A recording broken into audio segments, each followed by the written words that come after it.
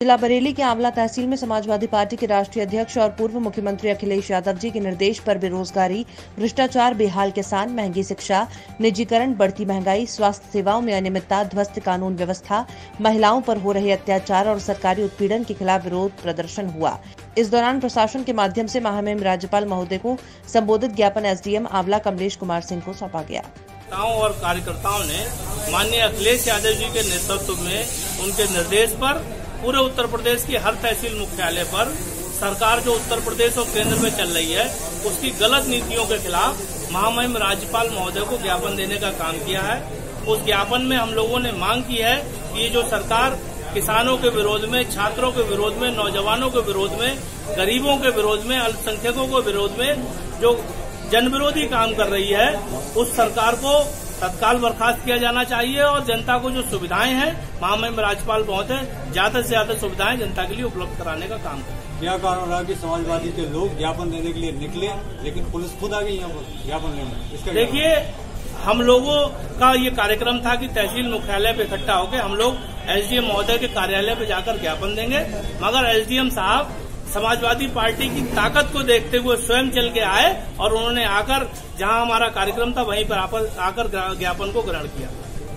हमारा मकसद केवल अपना ज्ञापन देना था। अगर अधिकारी घबरा रहे हैं समाजवादी पार्टी की ताकत से तो हमें क्या दिक्कत है उसमें ज्ञापन देने में। आज राष्ट्रीय अध्यक्ष जी के आह्वान पर हम लोग आंवला तहसील में ज्ञापन देने के लिए एसडीएम साहब के हैं। लोकल की सबसे बड़ी समस्या है जो यहाँ के मंत्री रहे। जब मंत्री थे तब तो उन्हें नहर की और नदी की, तालाब की याद नहीं आई। उसके बाद जब मंत्री पद से भारतीय जनता पार्टी ने उन्हें निकाल दिया, बर्खास्त कर दिया, उसके बाद उन्हें नदी और तालाब और ये सब चीज की याद आई। एक उनकी विधानसभा में ही, जिस विधानसभा से वो विधायक है मोहम्मदगंज, वो गांव आज भी बिजली से त्रस्त है। उस गांव में बिजली नहीं पहुंची है, जबकि समाजवादी पार्टी की सरकार में हर गांव में बिजली पहुंचाने का काम किया और मोहम्मदगंज में भी आधे गांव में समाजवादी पार्टी द्वारा बिजली लगाई गई। तब तक उस समय सरकार भारतीय जनता पार्टी की बन गई, काम वहीं रुक गया, पूरा गांव त्रस्त। पार्टी का आरोप है और खासतौर से आपका कि एक भीड़ द्वारा बासित नाम के युवक की पीट पीट कर हत्या कर दी। विपक्षी दलों ने उसमें आपको मुख्य रूप से कहा कि आप दंगे के आरोपी हैं, आप उसको हवा दे रहे हैं, उसके बारे में आप क्या कहें? मैं ये कहना चाहूंगा, विपक्षी दलों का अगर हम नाम भारतीय जनता पार्टी ले लें तो ज्यादा बेहतर होगा, क्योंकि धर्मपाल सिंह यहाँ से जो एमएलए हैं और संजीव सक्सेना जो यहाँ के चेयरमैन हैं, उन्होंने पूरी तरह हमारा नाम लिया, हमें बदनाम करने की कोशिश करी। जबकि जो लोग पकड़े गए हैं, आप लोग सब मीडिया से जुड़े हुए लोग हो, सारे नेट का इस्तेमाल।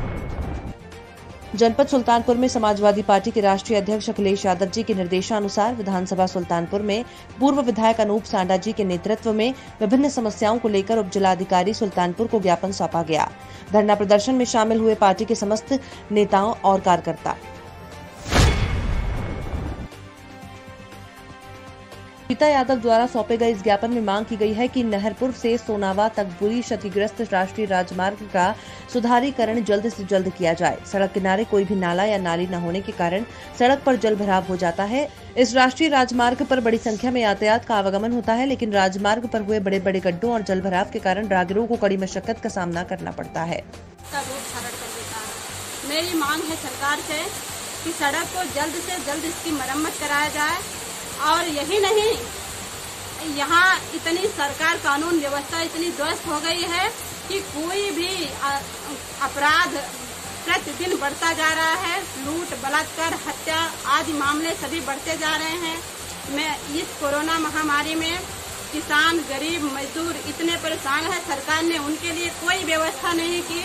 इन नीतियों में सरकार एकदम पूरी तरीके से विफल रही है और महामारी के संकट में काल में एक भी आम जनता के पास किट नहीं पहुंच पाया है।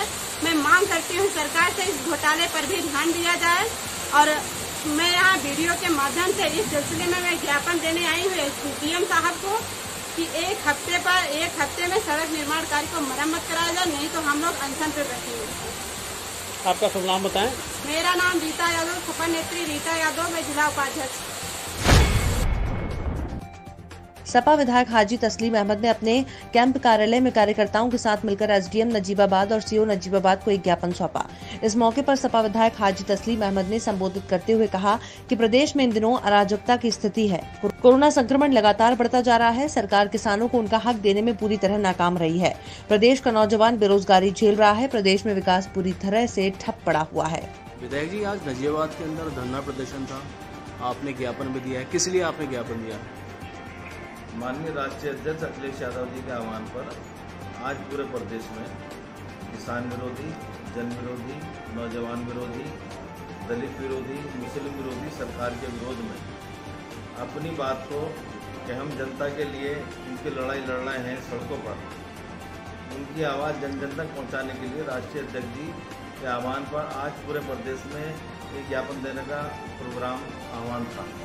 उसी सिलसिले में आज नजीबाबाद में भी सैकड़ों हजारों लोगों की तादाद में आज ये ज्ञापन हमें देना था तहसील पहुंचकर, मगर प्रशासन ने फिर तय किया कि केवल 5 आदमी ही ज्ञापन देंगे, तो उस प्रोग्राम को चेंज किया गया और सुबह से 9 बजे मेरे दोनों आवासों पर सैकड़ों की तादाद में पुलिस बल तैनात रहा और कोई भी लोगों को, कार्यकर्ताओं को जमा होने नहीं दिया गया।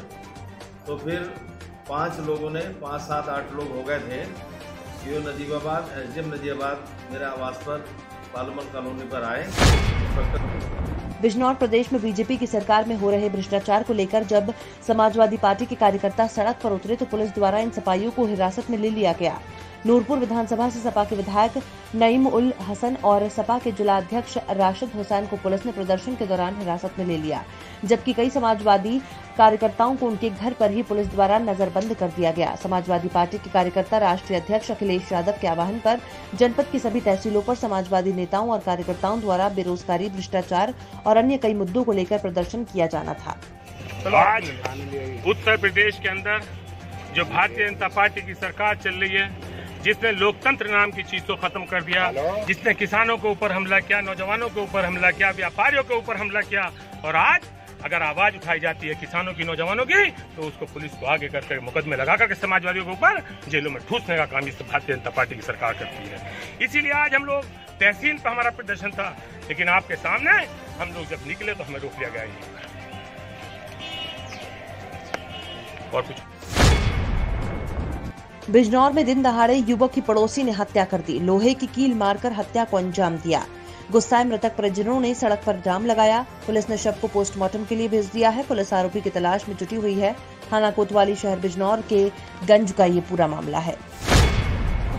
उत्तर प्रदेश के जनपद बहराइच के नानापारा थाना के अंतर्गत डिवा में करंट की चपेट में आने से एक लड़की की मौत हो गई, जिसकी उम्र 16 साल बताई जा रही है, जो अपने बैलगाड़ी से घास काटने के लिए घर से निकला था।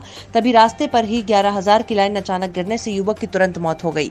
युवक को नजदीकी उपचार केंद्र पहुंचाया गया। पहुंचने के बाद वहां के डॉक्टर AK श्रीवास्तव ने बताया कि लड़के की सांस रुक गई है। वहीं गाँव वालों का कहना है कि कई बार एप्लीकेशन देने के बाद भी कोई कार्यवाही नहीं की गई, जिस पर मटेरा के विद्युत कर्मचारियों की बड़ी लापरवाही सामने आई है।